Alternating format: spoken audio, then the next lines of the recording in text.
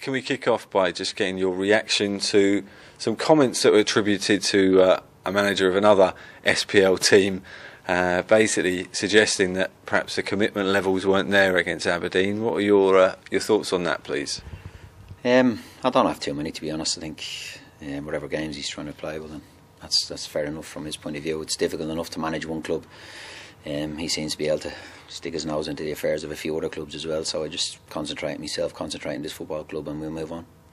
Just looking ahead then towards St Mirren, what's the tempo been like around the training ground and in the sessions since Aberdeen on Monday? Well, it's probably been good since the semi-final, to be honest. The tempo last week was good going into the game, and the training's been good all week. So we're looking forward to it. It's another home game for us Saturday afternoon, which is the first time I think in a while. So against a team that we've done all right against this year, but the game's been very, very tight. So we're expecting another tight encounter, and hopefully we come out on the right side of this one again. To what extent were you concerned or worried that potentially 120 minutes of football at Hampden perhaps had taken quite a lot out of the team? But obviously we did put together quite a spirited performance against Aberdeen. Yeah, I think it's important. Like I said, there's a few, probably the likes of Kevin Thompson and Tim have played a lot of games now. Paul Hanlon have played a lot of games sort of in a short space of time after coming back from injury. So we've got to monitor that and make sure that they're right to play.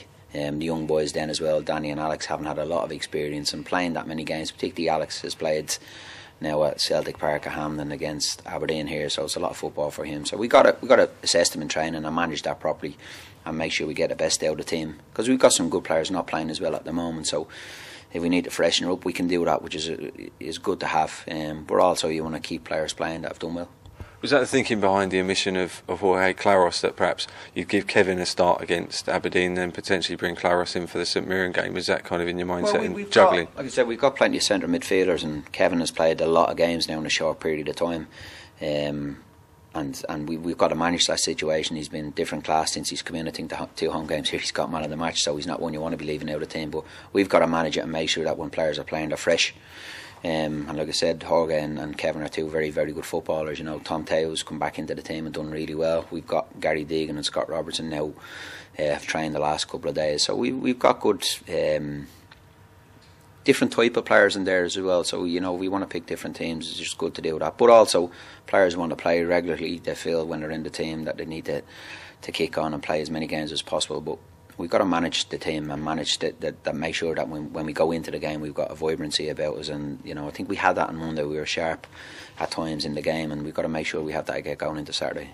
You gave Danny Hanlon his second start of the season on the right hand side of midfield. It's not a role that he's that familiar with, but you seem to perhaps you've given him his football on that sort of flank. How do you feel he's coped there?